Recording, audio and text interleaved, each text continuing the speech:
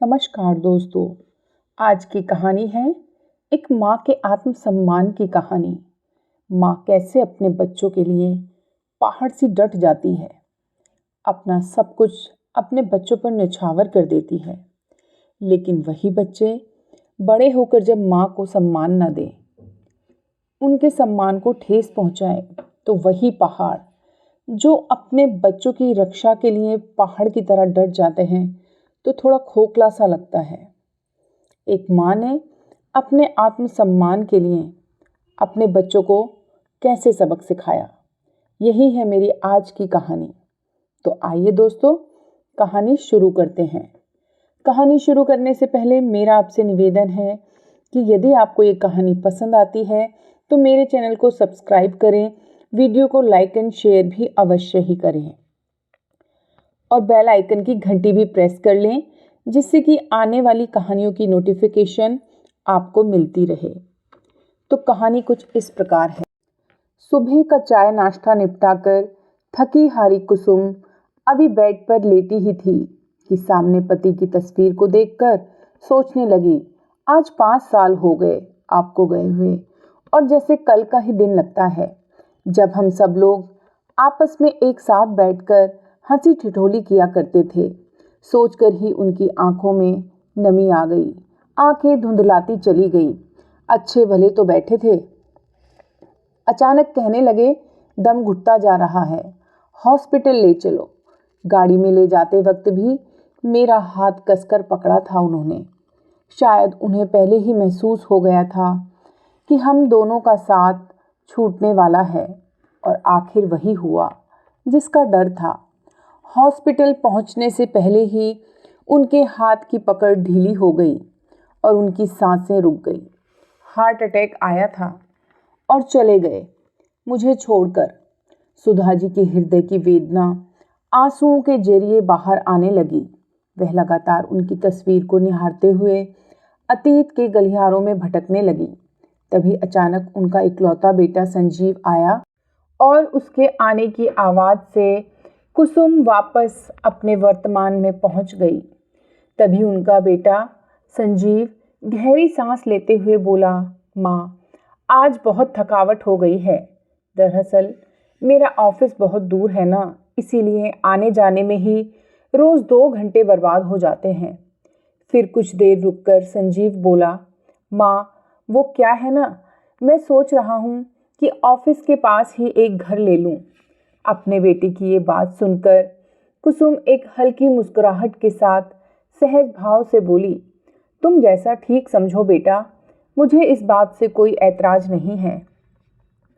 फिर संजीव ने उत्सुकता के साथ कहा, तो माँ, मैंने एक मकान देखा है, लेकिन क्या बेटा, कोई परेशानी है क्या? कुसुम ने पूछा तो संजीव चेहरे पर उदासी लिए हुए कहने लगा, हाँ माँ, 10 लाख रुपए का कम पड़ रहे हैं। कुछ समझ नहीं आ रहा, इतना पैसा कहाँ से लाऊं। इतने में संजीव की पत्नी अनीता तुरंत अपने कमरे से बाहर आई और बोली, अरे तो क्या हुआ, माँ जी की जो एफडी पड़ी है वही तुड़वाकर पैसों का इंतजाम कर लेते हैं। कोई बात नहीं बेटा, एफडी तो ज़रूरत में काम आने के लिए ही बनवाई जाती है, कुसुम ने कहा। तो अपनी माँ की बात सुनकर संजीव और उसकी पत्नी अनीता के चेहरे पर मुस्कान आ गई। कुछ दिनों के बाद संजीव एक मिठाई का डब्बा घर लेकर आया और चेहरे पर खुशी लिए बोला, माँ, अनीता, यह लो, मुंह मीठा करो। जिस फ्लैट की मैं बात कर रहा था, मैंने वह फ्लैट खरीद लिया है। हम 1 महीने बाद ही शिफ्ट कर रहे हैं। इस पर कुसुम प्रसन्नता के साथ बोली, तो ठीक है बेटा, सारा सामान तो लेकर जाना ही पड़ेगा। फिर इस मकान का क्या करना है? तुम एक काम करो, वहाँ शिफ्ट करने से पहले अपने इस मकान को बेचने पर लगा दो। अपनी सासू माँ की यह बात सुनकर अनीता तपाक से बोली, बेचना क्यों है माँ, आप तो रहेंगी ना यहाँ। यह सुनकर कुसुम को तेज झटका लगा, मैं यहाँ अकेली? इतना कहकर कुसुम अपने बेटे की तरफ देखने लगी। तभी संजीव बोला, हाँ माँ, अनीता ठीक कह रही है। दरअसल वहाँ फ्लैट बहुत महंगे हैं, इसीलिए मैंने तो केवल 2 बेडरूम वाला ही खरीदा है। एक बेडरूम हमारा होगा और दूसरा आने जाने वालों के लिए भी तो चाहिए, इसीलिए आपकी जगह तो वहाँ नहीं बन पाएगी। और फिर इतने बड़े खुले घर में आप यहाँ अकेली आराम से रहना, और आप वहाँ उस नए माहौल में जाकर करेंगी भी क्या? आपकी सारी जान पहचान तो यही है, और फिर हम हर हफ्ते आपसे मिलने आते ही रहेंगे और आप भी वहाँ कभी कभी आती रहना। संजीव की बातें सुनकर अनीता और भी अधिक उत्साहित हो गई, लेकिन दूसरी ओर कुसुम के पास तो जैसे शब्द ही खत्म हो गए थे। उसके बाद वह कुछ कहने लायक ही नहीं रही। थोड़ी देर तक अपने बेटे को एकटक देखती रह गई। फिर किसी तरह उन्होंने अपने आंसुओं को मन के किसी कोने में समेटा और फिर एक फीकी सी मुस्कान के साथ सामान्य दिखने का नाटक करने लगी, लेकिन रह रहकर उनके मन में भयंकर तूफान उठ रहे थे।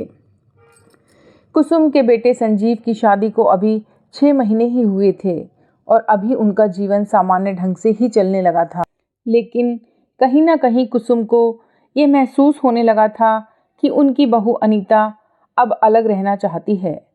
अनीता ने कभी प्रत्यक्ष रूप से इस बारे में कोई बात नहीं की थी, परंतु अनीता के हाव भाव और संजीव की बातों से कुसुम को समझ में आ गया था कि वे दोनों अलग रहना चाहते हैं, जबकि उन्होंने हमेशा अनीता को अपनी बेटी जैसा ही स्नेह दिया था। उनकी गलतियों पर भी कभी उसे टोकती नहीं थी, उसके मनपसंद पकवान बनाकर उसे खिलाती थी। अपनी उनकी कोई बेटी नहीं थी, इसीलिए वे उसे बेटी का नाम का भरपूर प्यार देती थी। 1 महीने के अंदर ही संजीव और अनीता अपना सारा सामान लेकर नए फ्लैट में शिफ्ट हो गए। कुसुम जी को आर्थिक रूप से कोई परेशानी नहीं थी। उनके पति सरकारी नौकरी पर उच्च पद के अधिकारी हुआ करते थे, तो उन्हें हर महीने पेंशन के रूप में भी अच्छी रकम मिल जाती थी। और फिर यह मकान भी तो 2 मंजिला था, तो ऊपर की मंजिल उन्होंने किराए पर चढ़ाई हुई थी। कुल मिलाकर उनको इतनी रकम आराम से मिल जाती थी कि उनका गुजारा आराम से हो जाए। लेकिन बहू बेटे के जाने के बाद उनका अकेलापन अब उन्हें अंदर ही अंदर खाने लगा था। वैसे तो कुसुम काफ़ी हिम्मत वाली और शांत स्वभाव की महिला थी। इस सोसाइटी में वह पिछले 15 सालों से रह रही थी।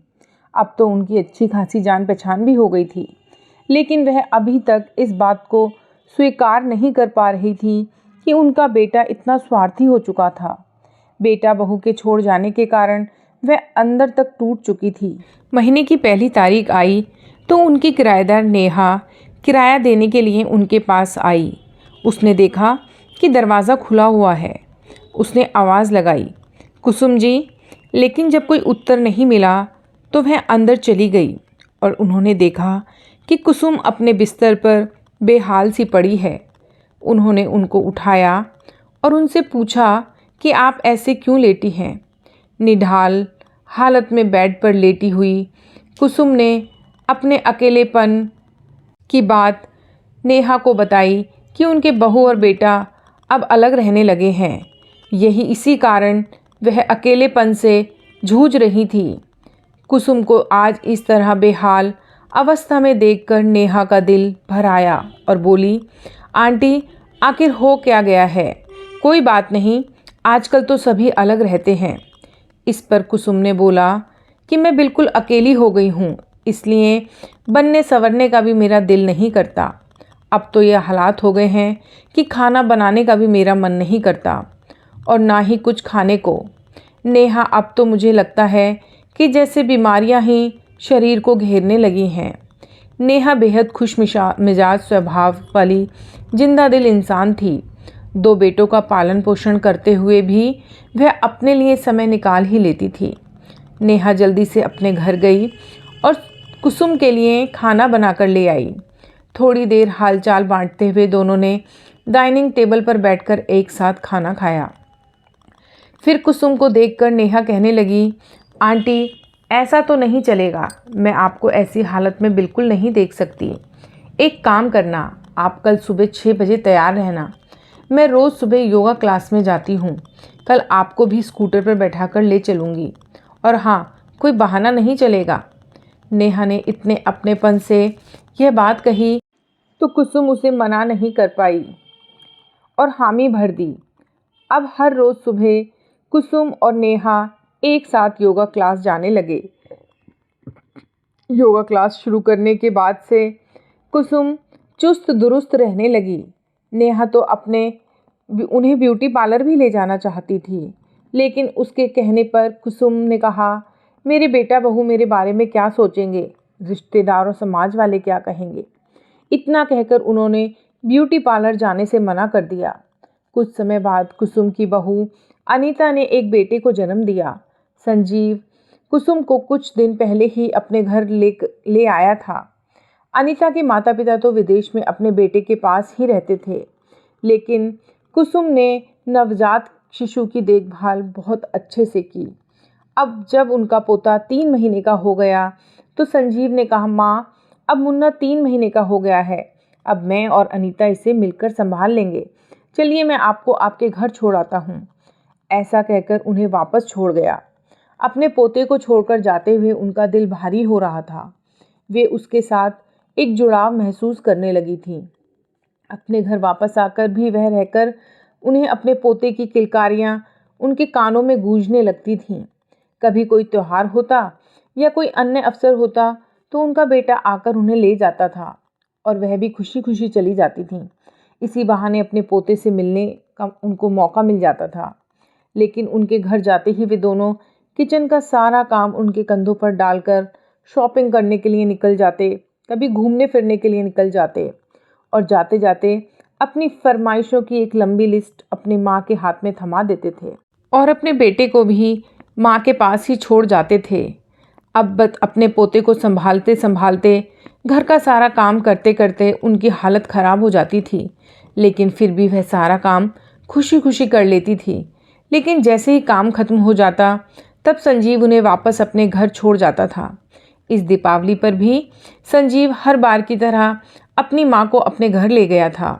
उनकी बहू अनीता ने उनसे तरह तरह के पकवान बनवाए।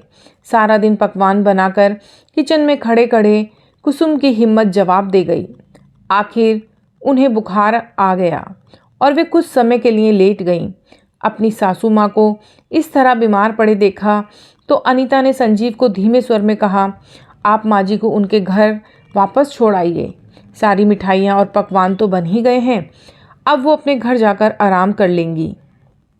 बुखार से तपती कुसुम के कानों में एकाएक आवाज़ पड़ी, माँ उठो, ये बुखार की गोली खा लो और चलो, आपको घर छोड़ आता हूँ। संजीव के शब्द कानों में पड़ते ही कुसुम को ऐसा महसूस हुआ जैसे किसी ने कानों में गरम तेल डाल दिया हो। उसका मन पत्थर सा हो गया। सोचने लगी कि अपनी ही कोख से जन्मा मेरा इकलौता बेटा दिवाली की शाम को मुझे घर में अकेले छोड़ने के लिए जा रहा है, और वो भी तब जब मेरी ये हालत है। जब तक काम कर रही थी तब तक माँ की ज़रूरत थी, थोड़ी देर के लिए बीमार क्या पड़ी। अपने ही बेटे और बहू ने मुझे मेरी औकात दिखा दी। उन्हें सारे रिश्ते मोह माया से लगने लगे और सोचने लगी कि कब तक मैं बेटे बहू के हाथों में मूर्ख बनती रहूँगी। अगर उन्हें मेरी ज़रूरत नहीं है तो फिर मुझे बुलाते ही क्यों हैं। भारी मन और आंखों में आंसू लिए जब कुसुम घर पहुंची तो नेहा बाहर निकलकर आई और कुसुम को अपने सामने देखकर हैरान रह गई। यह क्या आंटी, आप तो अपने बेटे के पास दिवाली मनाने के लिए गए थे, फिर आप यहाँ कैसे, और आपके बेटा बहू कहाँ हैं? कुसुम बड़ी मुश्किल से केवल इतना ही कह पाई, अपने घर पर। ऐसा कहते हुए उनकी नज़रों में उदासी के भाव को नेहा ने भांप लिया था। उसके बाद उसने कुछ नहीं पूछा और उनके पास दिवाली की तैयारियां करवाने आ गई। उनका घर संवारा और उनकी बालकनी भी रोशन कर दी। फिर कहने लगी, आइए आंटी, एक साथ लक्ष्मी पूजन करते हैं।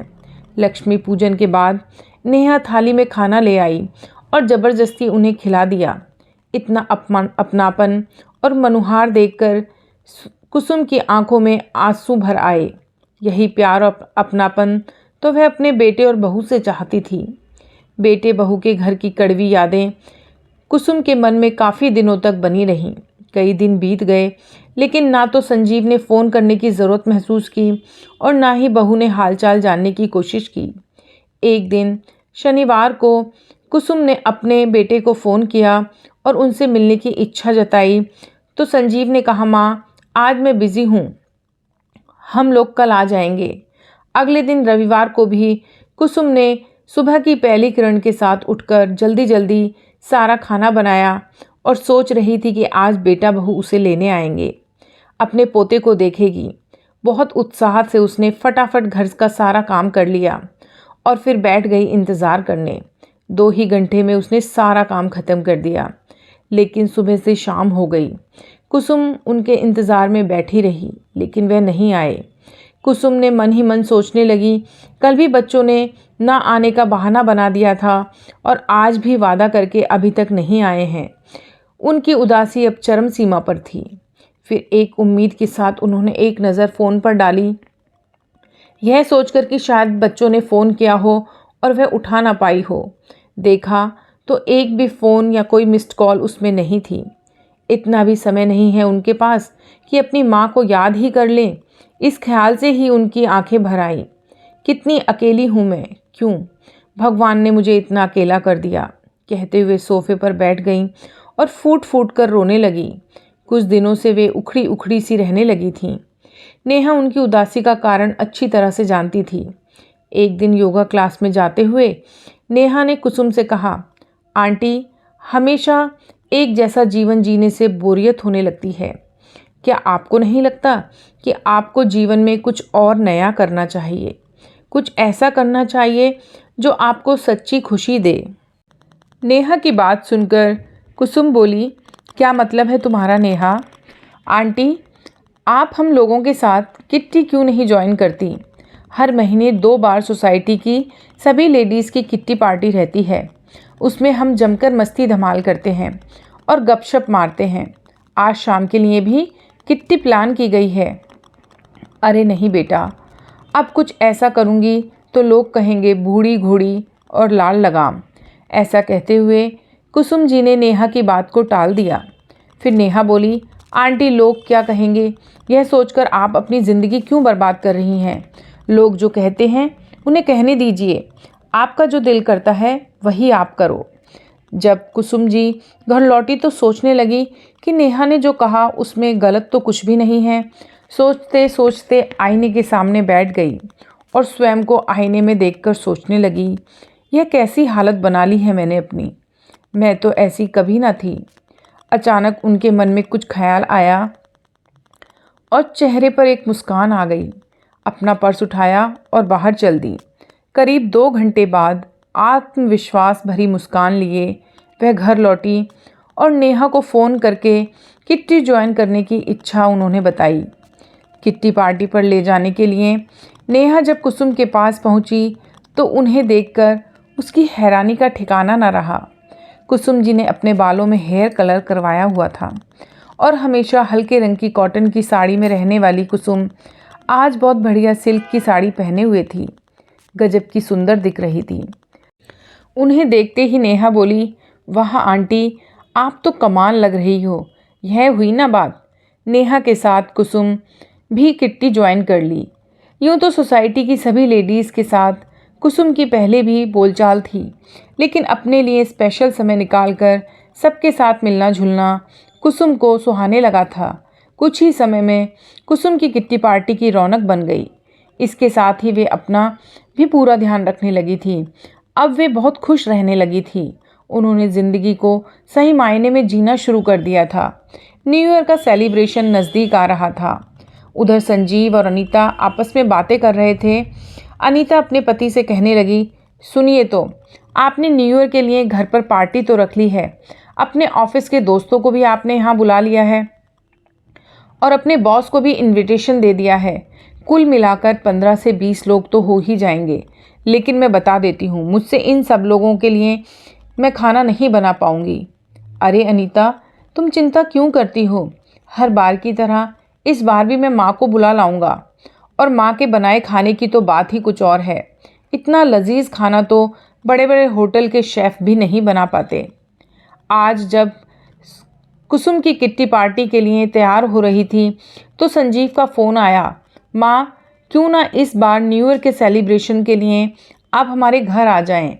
एक साथ मिलकर नए साल की खुशियां मनाएंगे। एक दिन पहले ही आपको लेने आ जाऊंगा। आप तैयार रहना। दिवाली के बाद संजीव ने आज फ़ोन किया था अपनी माँ को। कुसुम हैरान हो गई। इतने में उनकी बहू अनीता की आवाज़ आई, माँ जी नमस्ते, आप कैसी हैं? ठीक हूँ बेटा, तुम तीनों कैसे हो? हम सब यहाँ ठीक हैं माँ। तो आप आ रही हैं ना माँ? नहीं बहू, इस बार मैं नहीं आ पाऊँगी। इस न्यू ईयर पर सोसाइटी में ही हमारा कुछ प्रोग्राम है। मैं तो नहीं आ पाऊँगी। तुम अपना न्यू ईयर प्रोग्राम खूब अच्छे से सेलिब्रेट करना। इतना कहकर उन्होंने फ़ोन रख दिया। अपनी माँ से स्पष्ट सा जवाब पाकर अनीता और संजीव हैरान रह गए। बेटे और बहू के मुंह से मिश्री घुले शब्द सुनकर कुसुम पहले ही समझ गई थी कि उनके बच्चों को उनकी याद क्यों आ गई है। हर बार की तरह इस बार भी उनका न्यू ईयर पार्टी का प्लान होगा। खाना बनाने के लिए इस नौकरानी की जो ज़रूरत महसूस हुई होगी, इसीलिए उन्होंने मुझे फ़ोन कर कर बुलाया है। हैरान होकर सोचने लगी, अपनी ही माँ के साथ इतनी चालाकी और होशियारी, कैसे मेरे बच्चे इतने निर्मोही हो गए। किसी ने यह तक नहीं पूछा कि मैं कैसी हूँ, अकेले कैसे रह रही हूँ, मेरी तबीयत ठीक भी है या नहीं। उन्हें तो बस अपने ही प्रोग्राम से मतलब है। लेकिन मैं बहू को भी कैसे दोष दे सकती हूँ जब मेरा बेटा ही इतना स्वार्थी हो गया। सोचते सोचते कुसुम ने एक निर्णय ले लिया, बस अब और नहीं। अब अपने बेटे बहू के हाथों की कठपुतली मैं नहीं बनूंगी। पिछली बार उनके घर काम करते करते मेरी बुरी हालत हो गई थी। जब बीमार पड़ी तो मेरा बेटा मुझे वापस मेरे ही घर पटक गया। और तो और दोनों में से किसी ने भी फ़ोन करके पूछा तक नहीं कि मैं कैसी हूँ। फिर कुछ देर में सब कुछ भुलाकर कुसुम अपनी किट्टी में चली गई। अगली किट्टी न्यू ईयर पर मनाने का तय किया गया। लेकिन समस्या यह थी कि न्यू ईयर की पार्टी के लिए एक बड़ी जगह चाहिए थी और इस समय पर शहर का कोई भी रेस्टोरेंट या होटल नहीं मिल पा रहा था। सब पहले से ही बुक हो चुके थे। फिर नेहा ने पूछा, आंटी आपका क्या प्रोग्राम है? न्यू ईयर पर पार्टी हमारे साथ करेंगी या फिर अपने बेटे के घर? नेहा की बात सुनकर कुसुम एक गहरी सोच में डूब गई। फिर अचानक खड़ी हुई और ऐलान कर दिया कि तुम सब अगर चाहो तो न्यू ईयर की पार्टी मेरे घर पर रख सकते हो। मेरा घर पूरा खाली रहता है, इसी बहाने मेरे घर पर भी कुछ रौनक हो जाएगी। कुसुम की बातें सुनकर सब चौंक गए। क्या आपके घर? हाँ, तो इसमें हैरानी की क्या बात है? कुसुम जी दिल खोलकर हंसी तो नेहा कहने लगी, वाह आंटी, क्या आइडिया दिया है आपने। तो इसका मतलब आप इस बार नहीं जा रहे हैं अपने बेटे बहू के घर? कुसुम ने कहा, नहीं, बिल्कुल नहीं। इस बार मैं कुछ अलग करने का सोच रही हूँ। नए साल की शुरुआत मैं इस बार अपने घर से करूँगी, वह भी एक बढ़िया से सेलिब्रेशन के साथ। हम डिनर बाहर से ऑर्डर करके मंगा लेंगे। तुम सब लोग सपरिवार मेरे घर आना। गेम्स, डिनर और म्यूज़िक, बस और क्या चाहिए। और वैसे भी हम सब एक साथ होंगे तो मज़ा तो आएगा ही ना। कुसुम की बातें सुनकर नेहा ने उन्हें गले से लगा लिया। क्या बात है आंटी, आपने तो सारी समस्या ही ख़त्म कर दी। इतने में किट्टी की दूसरी मेंबर सुनीता कहने लगी, आंटी आप किसी चीज़ का लोड मत लेना, डिनर मंगाने की जिम्मेदारी हमारी। इस बार कुसुम ने कहा, अरे न्यू ईयर ही क्यों, तुम लोगों को जब भी कोई पार्टी रखनी हो मेरे घर रख लिया करो। तुम लोगों के साथ मुझे भी अच्छा लगेगा। और फिर इतना बड़ा घर खाली ही तो पड़ा है, इससे अच्छा उपयोग तो हो ही नहीं सकता मेरे घर का। किट्टी पार्टी की सारी मेंबर्स जोश में आ गईं और फिर पूरे उत्साह के साथ प्लान बनाने लगीं। उधर संजीव और अनीता माँ के मना कर देने पर परेशान हो गए। खाना बनाने के लिए कुक तो बुलाने का सोचा तो न्यू ईयर के दिन के लिए कोई भी कुक या कोई भी खाना बनाने के लिए उन्हें नहीं मिल पा रहा था। इस समस्या का कोई हल ना मिलने पर वह दोनों अगले दिन सुबह सुबह माँ के घर पहुँच गए तो देखा कि दरवाजे पर ताला लगा है। थोड़ी देर इंतज़ार करने के बाद माँ और नेहा एक साथ घर पहुँच गए।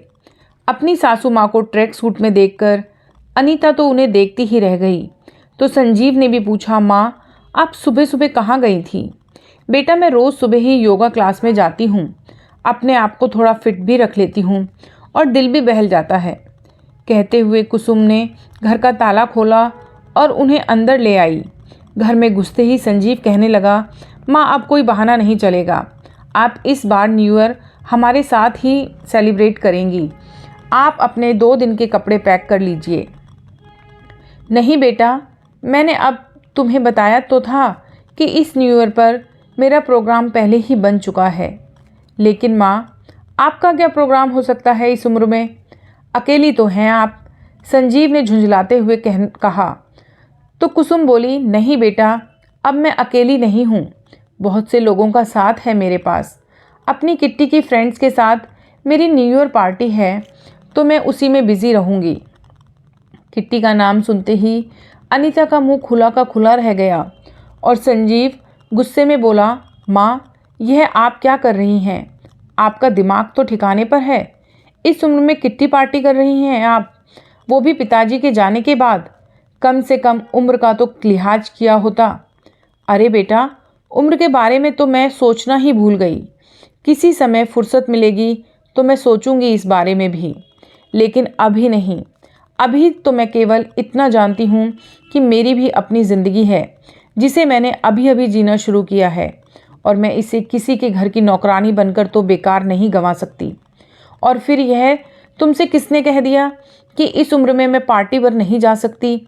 मेरी अपनी भी तो कुछ इच्छाएं हैं, और उन इच्छाओं को पूरा करने के लिए क्या मुझे फिर से जन्म लेना पड़ेगा? इतना सुनते ही संजीव और अनीता के पसीने छूट गए। फिर संजीव ने अपना सुर बदल लिया और बड़े ही प्रेम और मनुहार के साथ माँ को न्यू ईयर जैसे खास मौके पर ले जाने के लिए उसको मनाने लगा। आपको अपने लोगों के साथ रहना चाहिए ना, इस मौके पर आप हमसे दूर रहेंगी तो हमें बिल्कुल अच्छा नहीं लगेगा।